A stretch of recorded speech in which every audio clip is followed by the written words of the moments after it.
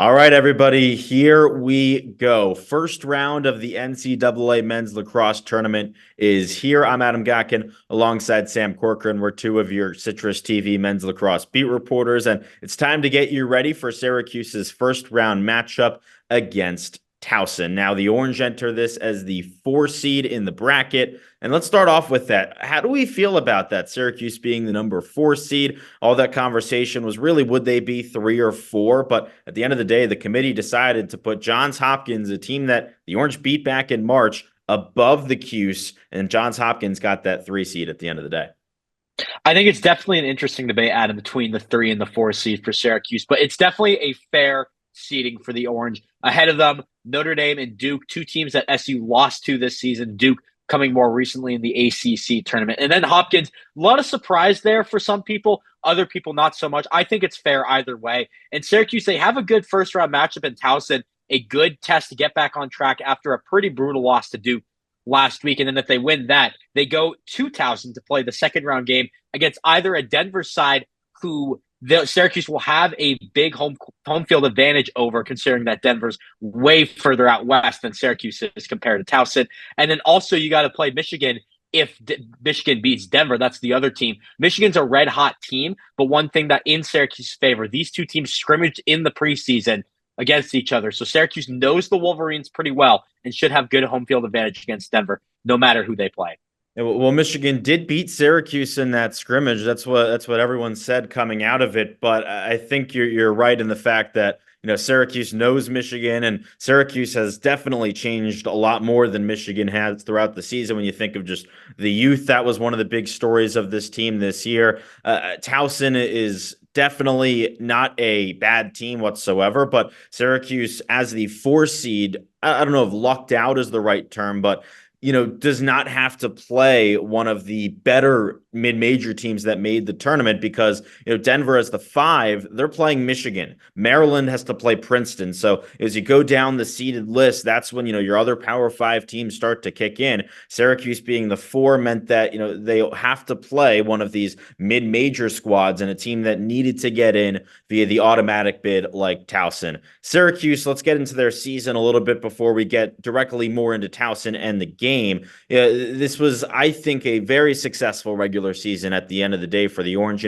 Yes, you lose in the first round of the ACC tournament. Yes, there were some disappointing losses, to Army, to Maryland in overtime, to Cornell in overtime. But I think when we look back at the big wins against Hopkins, against Virginia, against Duke, I think that without a doubt, this was a success.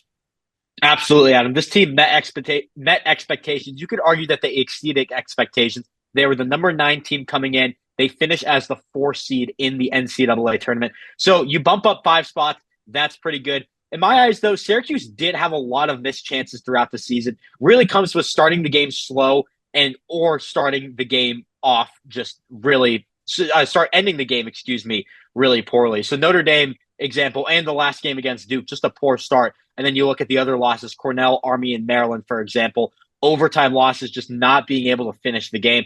However, that Duke loss, I was going to say, after the game, you and I were there, Adam. Coach Gates said it's good that Syracuse got this loss out of the way now. They're going to learn from it and come out strong against Towson. So a good step to the tournament. Yeah, absolutely. It motivated the team without a doubt. And, you said it there as you went through some of those games. The Orange had chances. And even with all of those losses, are still the number 4 team in the country. So you got to be very, very happy, I think, with how the regular. It's pretty impressive to lose 5 games and still be the number 4 team. Oh, absolutely. It says something, about those losses. None of them were bad losses. And as also says a lot about those wins, too, not to mention. Oh, absolutely. Absolutely. Well, Towson, on the other hand, 13-3. They're on a 9-game winning streak, one of the hottest teams in all of college lacrosse. But I think it's important to note that the teams that Towson plays are just really not that good. The CAA has just been really bad in lacrosse this year, to say the least. They're playing teams like Stony Brook and Hofstra and Hampton and Monmouth, squads that are just straight up not good lacrosse teams. The only really good teams that I would say that Towson has played this year were Hopkins and Virginia, which they lost. Also Loyola, which was a loss. And then Delaware, who in conference Towson beat twice, but Syracuse played Delaware and beat them pretty easily. I will say, Adam, Towson had a bit of a midseason slump looking at their schedule. You look at some of the games that they played. Obviously, they won those games, but not as much of a big margin of victory as I don't think the Tigers would have wanted. So, but they've really got back on track since. They beat Delaware to end the season, the regular season. Then they beat Delaware again pretty handily to win the CAA tournament. They win that game 15-6. For what it's worth, Syracuse beat Delaware 14-6 back in March. Obviously, Syracuse has improved a lot, but so has this Towson team throughout the season. They've just got better and better. It's definitely a scary matchup for Syracuse, but at the end of the day, this is a mid-major. The week schedule is a huge question mark coming into this one. It's going to be really interesting to see how Syracuse matches up with them.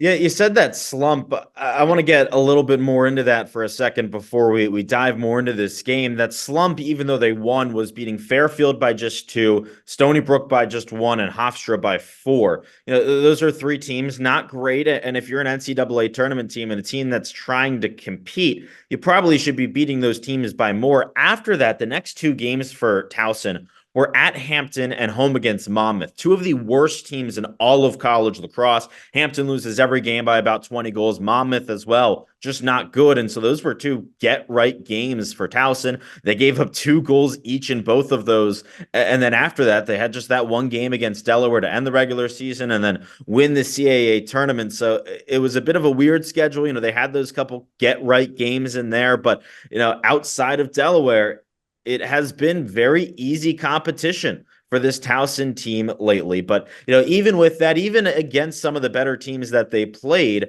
the big thing that stands out with this Towson team as we start to get more into this game is the defense. One of the best in the country, statistically. The best scoring defense in the country. Again, against some of the teams that they played. I don't know how much I fully want to buy into that because, they played Hampton and Monmouth and gave up 2 goals in each of those games. So I think that stat is a little bit flawed. But at the end of the day, the number 1 scoring defense is the number 1 scoring defense for a reason. It's a legit defense, Adam. They've really just dominated their opponents throughout the season on the defensive front. Not many games where teams are scoring up double digits. And in their losses, the one game that stands out to me, you lose to Johns Hopkins. Okay, that's the number 5 team at the time, also the number 3 seed in the NCAA tournament, 13-5 the final score. That's a good defensive game against the Hopkins team that is significantly better than this Towson team. And leading the way for Towson, their goaltender, Luke Downs, the second highest save percentage in the CAA. The defense, the backline really locking it down for him as well, doing a very solid job overall. And it's not just, you mentioned that scoring defense. It's the best scoring defense in the nation, but by a wide margin too, Adam. Again, I feel like everyone keeps throwing these stats out there. And in my mind, I look at the teams that they played and I think how impressive. It's not the teams aren't the best, but at the same time, you look at the scoring defense. Towson is, I believe their scoring margin is about 0.7 goals better than the next highest, which is Denver. That says a lot, even though the teams are weak. It does. If it was like 0.1, then that doesn't say that much. But 0.7 says a lot, even though it's a weak schedule. But definitely something to put you got to take it with a grain of salt, Adam. I do agree with you on that. I'll tell you this, though. I look at the Virginia game that Towson played, and Towson lost that one 19-15. And by the way, that was 19-10 before Virginia took out its starters. So that was a defense that really struggled. UVA scored all 19 of its goals, with none of them coming in the last 10 minutes of the game. So they did that all in the first 50 minutes. If that says anything, again, this is a good Towson defense, but it's one that really just has not been tested much at all lately. The offense, on the other hand, is pretty good as well. It's not great. There's a couple games that they've played where they struggle to get to 10 goals, but there's others where it really explodes. You look at the Drexel game in the CAA tournament where they scored 18. The last game against Delaware, they scored 15, and it's an offense that all runs through Nick DeMeo, the brother of Anthony DeMeo, who was a star at Maryland a couple of years ago. Nick actually started his career at Maryland before transferring over. He's an attackman who's a grad student. He's a very veteran player. And, I think shutting down the stars for this Towson team is going to be key for Syracuse defensively. Look at DeMeo. He's got 80 points this season. He's up there with, the best of the best. I think if you can shut down stars, then you limit the chance for an upset. I think that's always, the key to an upset is you see stars go off. If Syracuse can limit DeMayo, then I think that this defense can really handle everyone else. Absolutely. Just stopping this offense, I'm totally with you, is the key for victory, Adam.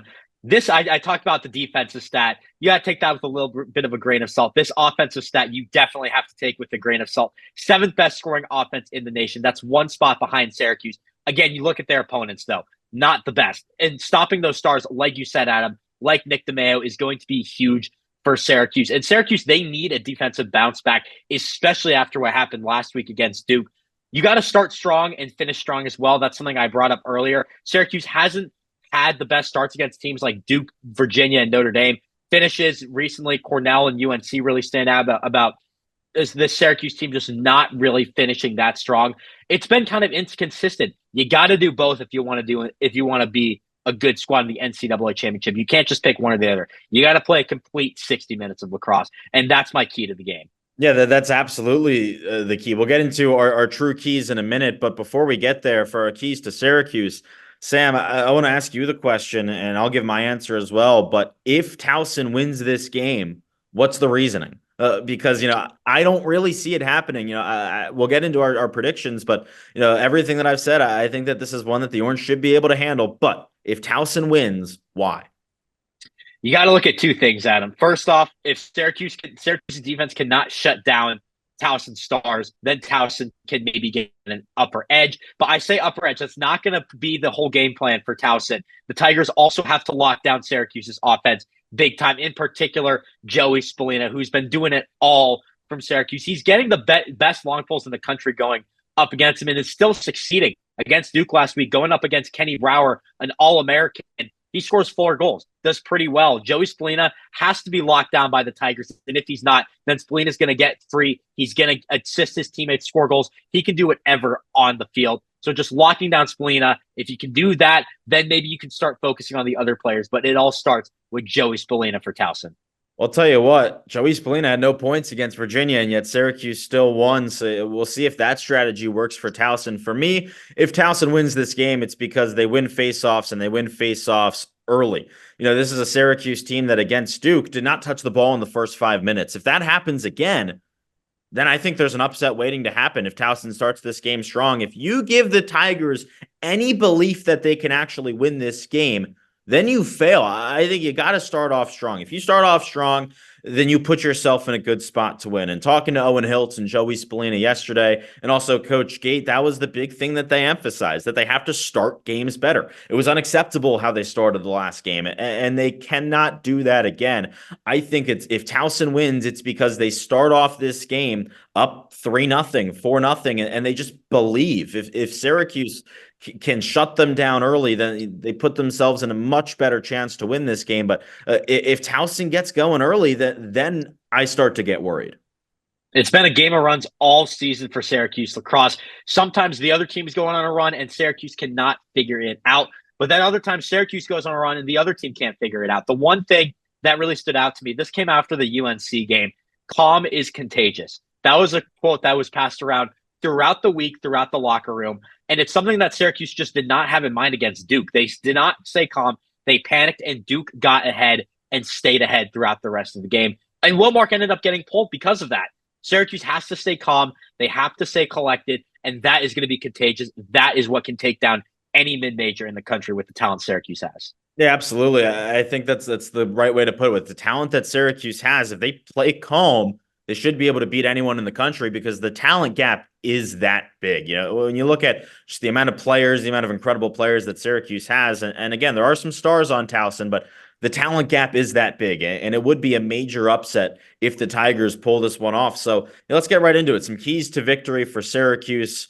I think that the big one, I kind of said this a moment ago, but it's winning faceoffs. Mason Cone and John Mullen have to win faceoffs, and they have to win faceoffs early in the game. Dominate possession at the start. Do not give Towson any reason to believe that it can stay in the game.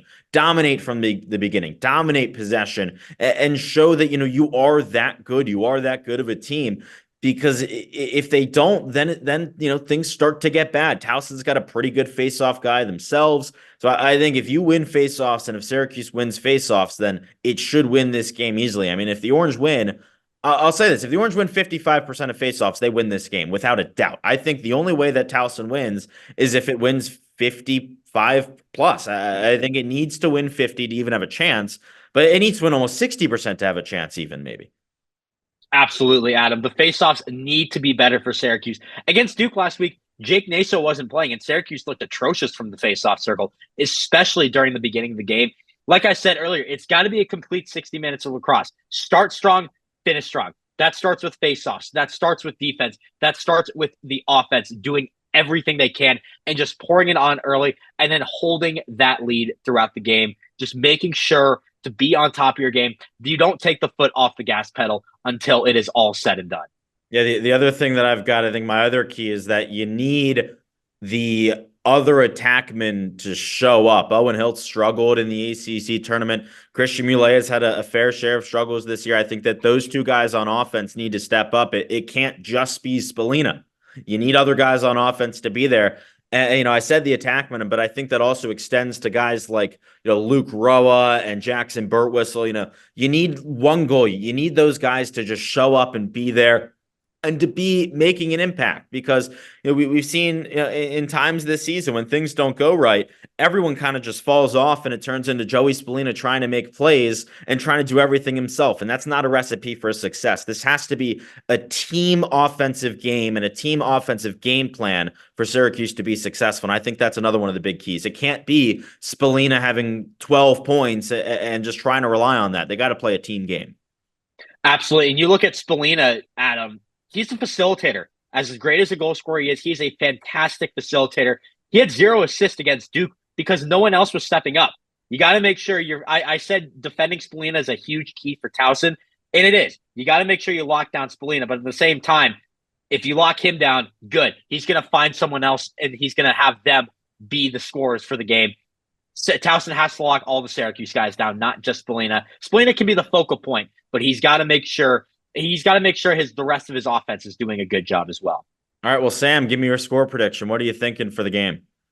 I think it's going to be a low-scoring affair. Adam, not too low-scoring, though. I'm going to go with a similar score we saw against Syracuse and Delaware. I'm going to go 14-6 Syracuse over Towson. I'm thinking a little bit different. I think I'm going to go 19-10 Syracuse. I think that especially after the Duke game, this is one where the Orange just dominate. We've seen Syracuse play so many teams at the level of Towson this year. I think back to the Colgate game, and I think back to Utah, and good teams from the mid-major level.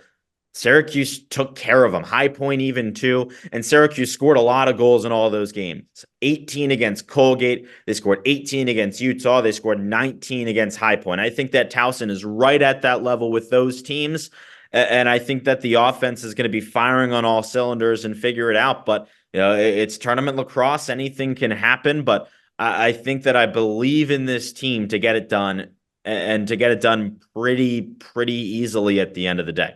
So you mentioned Towson, but one more thing. You mentioned Towson believing in themselves. If Syracuse believes in itself, it's over for Towson. Yeah, it's I think absolutely. If we get to a point where Syracuse is playing its style, it's free flowing, running up and down, I think that they'll be able to figure it out, especially in the dome crowd, big atmosphere. I think that, even though there's so many experts picking Towson because it's the pick that everyone wants, I think that this is, at least for Syracuse, a game that should be won, and a game that should be won, by a good amount. So Sam, before we end things, any final thoughts heading into this game?